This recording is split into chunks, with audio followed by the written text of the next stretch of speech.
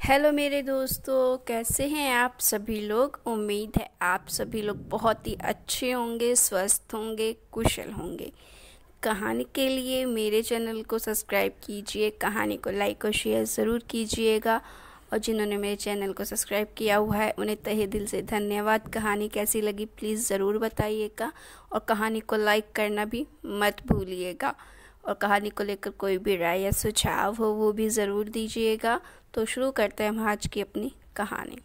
रश्मि प्रतिदिन की तरह जब मॉर्निंग वॉक करने के लिए अपने घर से निकली तो उसे रास्ते में कॉलोनी की अन्य औरतें भी मिल गई जो उसके साथ प्रतिदिन मॉर्निंग वॉक करने जाया करती थी। वे उनके साथ सड़क के मोड़ की तरफ अभी पहुंची भी नहीं थी कि तभी कचरे फेंकने वाली नगर पालिका की कचरा पेटी के पास ही उसने कुछ लोगों की भीड़ इकट्ठी देखी। तो रश्मि ने अपने साथ की औरतों से कहा कि पता नहीं क्यों वहाँ इतनी भीड़ इकट्ठी है, चलो चलकर देखते हैं कि आखिर बात क्या है। अरे जाने दे रश्मि, अगर कोई बात भी होगी तो इससे हम लोगों का क्या लेना देना। वैसे भी वहाँ हमसे और तुमसे पहले ही बहुत से लोग खड़े हैं। लेकिन रश्मि नहीं मानी।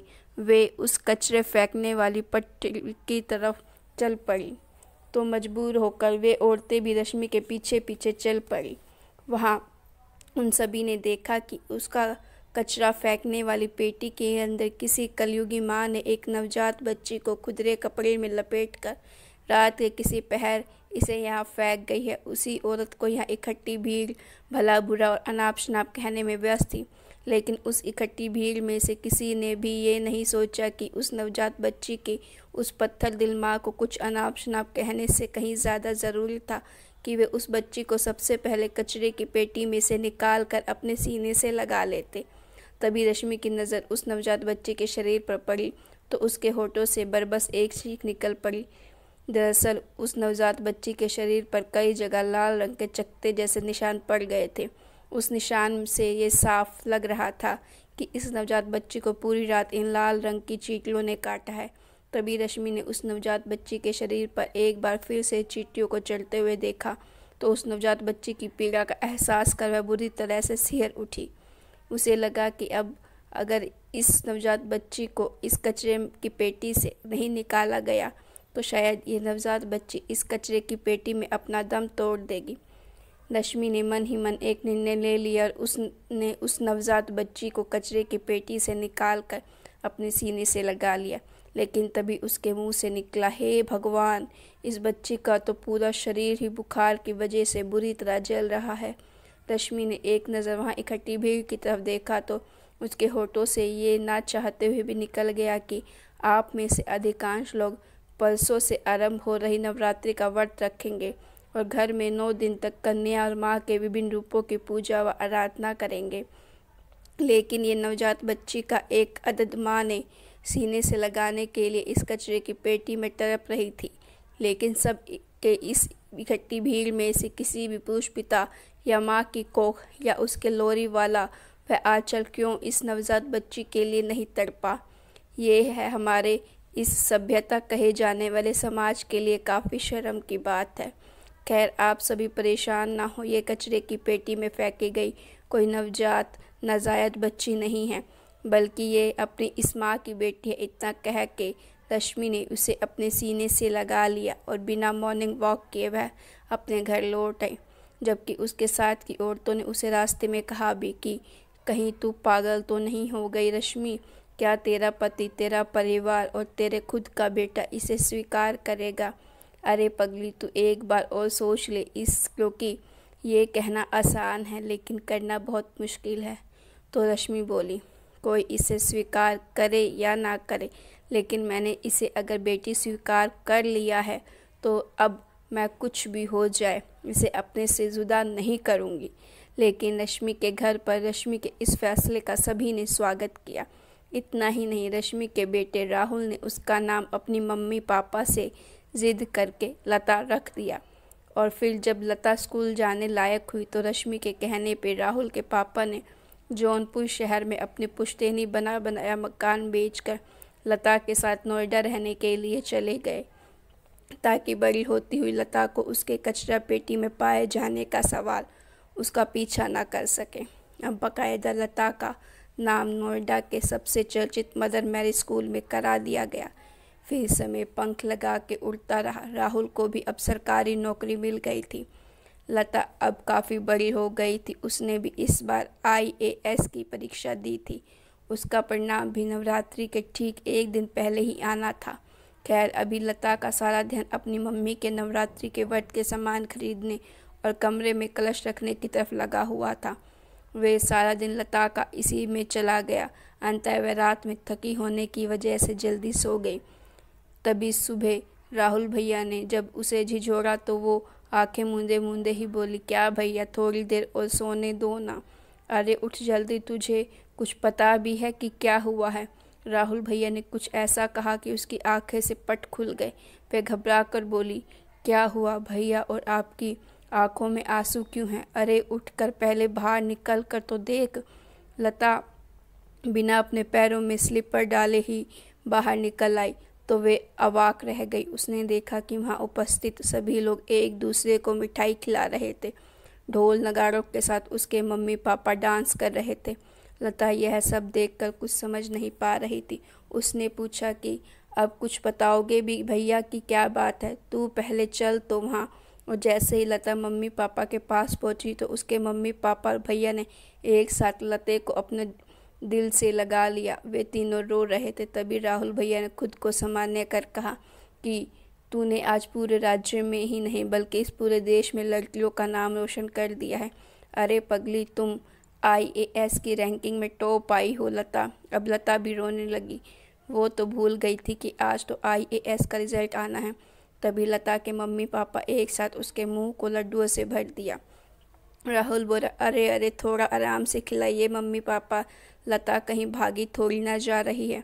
तभी कुछ एक पत्रकार वहां आ गए। उन्होंने कहा कि अगर आप सभी को ऐतराज़ ना हो तो हम लोग लता का इंटरव्यू लेने के लिए आए हैं। जी बिल्कुल, आइए। वे सभी लता के साथ अंदर चले आए और वहां रखे सोफे पे बैठ गए। तो राहुल बोला, लता तू भी यहीं बैठ, तब तक मैं और मम्मी इनके लिए पानी पीने का इंतज़ाम करके आते हैं। तभी राहुल और उसकी मम्मी उन सबको पानी पिलाने के लिए एक प्लेट में लड्डू व पानी लेके आ गए। पानी पीने के बाद वे सभी सामने खाली सोफे पर बैठ गए। पत्रकारों ने अब लता से उसकी पढ़ाई लिखाई और नौकरी तैयारी से संबंधित प्रश्न पूछने शुरू किए। तो लता एक एक कर उनके सारे प्रश्नों का उत्तर देती रही। लेकिन जो ही पत्रकार ने परिवार से संबंधित प्रश्न लता से पूछा तो उसकी आंख अचानक से भर आई। वे अत्यधिक भावुक हो गई। फैकी होने की वह सारी जानकारी इन पत्रकारों के सामने उजागर ना कर दे जिसे छिपाने के लिए हम सभी जौनपुर शहर से इतनी दूर आकर नोएडा में बस गए थे। उसके इस डर की वजह से ही रश्मि अपनी जगह से उठी और वह लता के पास आकर बैठ गई और उसने बड़े ही प्यार से लता के सर पे अपना हाथ रख दिया। दरअसल रश्मि और उसका पूरा परिवार ने इस सच को लता से हमेशा छिपाए रखा था कि लता जौनपुर शहर के एक कचरे की पेटी में उसे मिली थी। लेकिन एक दिन जब लता स्नातक के लास्ट ईयर में थी तो उसके साथ मॉर्निंग वॉक करने वाली उन औरतों में से एक औरत अचानक से उस रास्ते में मिल गई। तो उसने कहा, अरे रश्मि, तुम जौनपुर वाला पुश्तैना घर क्या बेचा कि जैसे हम सभी को एकदम से भूल ही गए। मुझे तो उम्मीद ही नहीं थी कि तुमसे इस तरह हमारी नोएडा में मुलाकात होगी। खैर जाने दे, चल मुझे अपना घर दिखा और चाय पानी करा। अरे इतने वर्षों के बाद मिली है तो कुछ बात भी कर लेंगे। इसी बहाने उसने यह बात इतने अधिकार पूर्वक रश्मि से कही थी कि रश्मि चाह कर भी उसे मना नहीं कर पाई। दरअसल जौनपुर की तरह यहाँ अपना अलग से कोई घर या मकान तो था नहीं। हाँ, 3 BHK का एक बड़ा सा फ्लैट था जो कि नोएडा के हिसाब से मकान या घर शरीक ही था। उसने चाय पानी कराने के बाद रश्मि से पूछा कि रश्मि, तू जिस लड़की या बच्ची को उस नगर पालिका के कचरे की पेटी से उठा लाई थी उसका क्या हुआ? इस अप्रत्याशित प्रश्न के पूछते ही जैसे रश्मि के पैरों तले जमीन खिसक गई, क्योंकि उसे पता चल चुका था कि लता ने बगल के कमरे में खड़ी होकर उस औरत की सारी बातें सुन ली हैं। फिर उसके जाने के बाद लता ने रोते हुए अपनी मम्मी का हाथ अपने सर पर रखा और कहा, तुम्हें मेरी कसम है मम्मी, प्लीज़ बताइए कि क्या अभी जो औरत आपसे कह रही थी, क्या वे सारी बात सच है? अगर आपने सच नहीं बताया तो तुम आज के बाद मेरा मरा हुआ मुंह देखोगी। तभी रश्मि ने अपने हाथ से उसका मुंह ढक लिया और बोली कि अरे लता, मैं मरे तो तेरे दुश्मन, तू सच जानना चाहती है तो सुन। और फिर रश्मि ने एक एक कर सारी बात लता से बता दी। लता को सब कुछ बताने के बाद रश्मि ने अपने दोनों हाथ जोड़कर लता से कहा कि मैंने तुम्हें अगर अपनी कोख से जन्म लेने वाले राहुल से कम प्यार किया हो तो तू चाहे जो सज़ा देना चाहे अपनी इस मम्मी को दे सकती हो, लेकिन तुम अपनी इस मम्मी को छोड़ के कभी जाने की मत सोचना। अगर जिस दिन तुम मुझे छोड़ने की सोचोगे तो इतना ज़रूर सोच लेना कि तुम्हारे जाने के बाद तुम्हारी ये मम्मी भी इस दुनिया को छोड़कर हमेशा के लिए चली जाएगी। इतना सुनते ही लता दौड़कर अपनी मम्मी के सीने से लग के रोने लगी। रश्मि को एक बार फिर लगा कि कहीं लता भावुकता में आकर इन पत्रकारों को वह सब कुछ बता ना दे, इसीलिए वह आकर लता के पास बैठ गई और उसने लता के सर पर अपना प्यार भरा हाथ फेरा और बोली कि है भी कोई पूछने की बात है? अरे हर माँ बाप अपनी बेटी को उसके हिस्से की दुनिया और खुशी देने के लिए अपने हिस्से के दिन रात भी निछावर कर देते हैं। फिर हम कितने खुश नसीब है कि आज हमारी बेटी ने हमें इतनी बड़ी खुशी दी है कि जिसे हम चाहकर भी शब्दों में व्यक्त नहीं कर सकते। इसके बाद जब सारे पत्रकार चले गए तो रश्मि ने कहा कि लता, उस दिन तुम्हें याद है ना कि तुमने मुझसे यह वादा भी किया था कि तू उस बात को फिर से याद नहीं करेगी? हाँ मम्मी, तो फिर चल मेरे साथ किचन में, कल मुझे नवरात्रि का व्रत भी तो रखना है। लेकिन इसी बीच लता की आंखें फिर से भर आई और वे मन ही मन कह उठी कि कचरे की पेटी में फेंकी हुई मुझ जैसी अभागी नवजात बच्ची को अगर तुम माँ के रूप में नहीं मिलती मम्मी, तो मेरा अस्तित्व क्या होता? तुम बेशक नवरात्रि में माँ के 9 रूपों का व्रत रखो, मेरे लिए तो तुम एक ही रूप में मेरी माँ हो, वह हो तुम।